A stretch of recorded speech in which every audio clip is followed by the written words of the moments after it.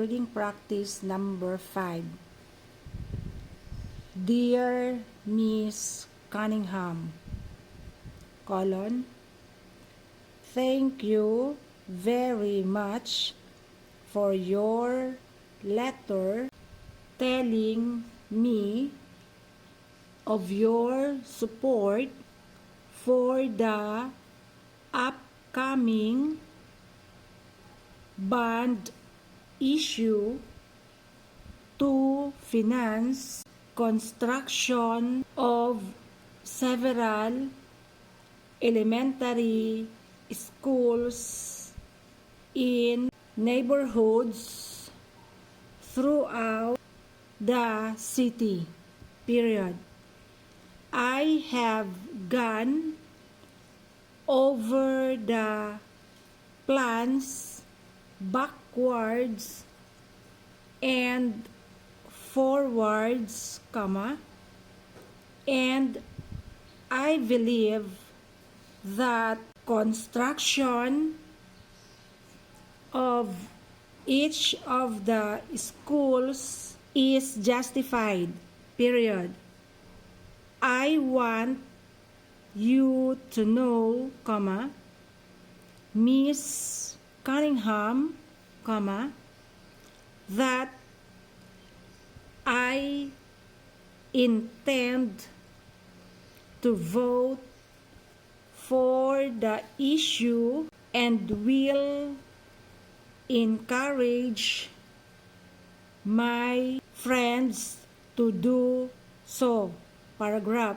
If you will planning any meetings to disseminate information about the need for new school buildings,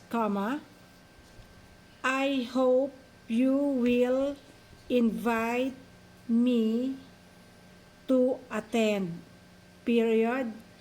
Sincerely yours, Reading practice number 6. Dear friend, as you are aware, a school bond issue has been called for next month to finance the construction of several new elementary schools. Period. Outwardly, the proposal seems to be very good one. Period. Most of the schools should be built. Period. However, some of the schools are to be constructed in areas where the population is actually decreasing. Paragraph. Obviously, need for new schools is not the same in each of the many neighborhoods of the city. Period. However, the way the current proposal reads, the money will be divided equally among the various neighborhoods. Paragraph.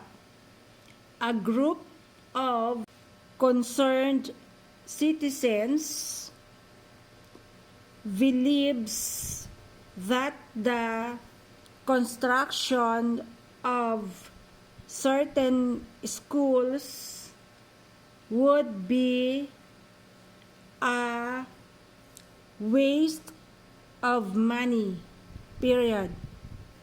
Unfortunately, there is only one question on the ballot, period. If you vote for any part of the package, you must vote for all of it, period. As a result, we feel compelled to ask the citizens to vote no on the complete package, period. Between now and election day, we will be making a concerted effort to have the issue defeated, period. In this way, we believe we can get the school board to call another bond issue in the near future to finance only those schools that are actually needed. Paragraph. Help keep our city from wasting money on unneeded school facilities, period. Vote no in the upcoming election, period. Yours truly, Reading practice number 7. Dear Mrs. Lexington, as I am sure you are aware, there has been a great deal of opposition to the school bond issue that has been called for next month, period. The main problem seems to be that there is only one item on the ballot, period. The citizens must vote either for or against the complete package, paragraph, while about half the voters seems to approve the construction of schools, there is resistance to the construction of schools in neighborhoods where the population is decreasing, period.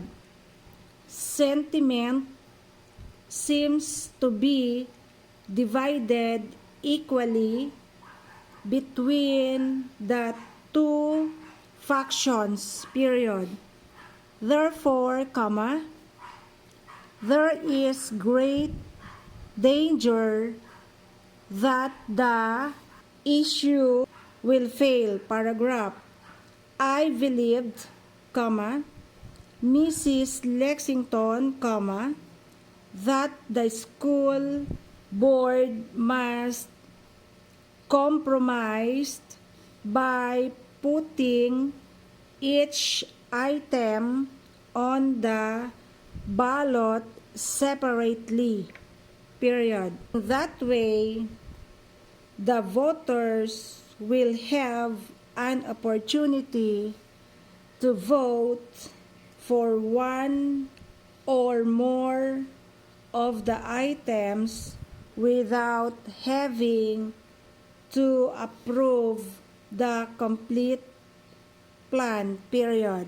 This seems to be the only way that any of the items will be approved, period. Sincerely yours, comma.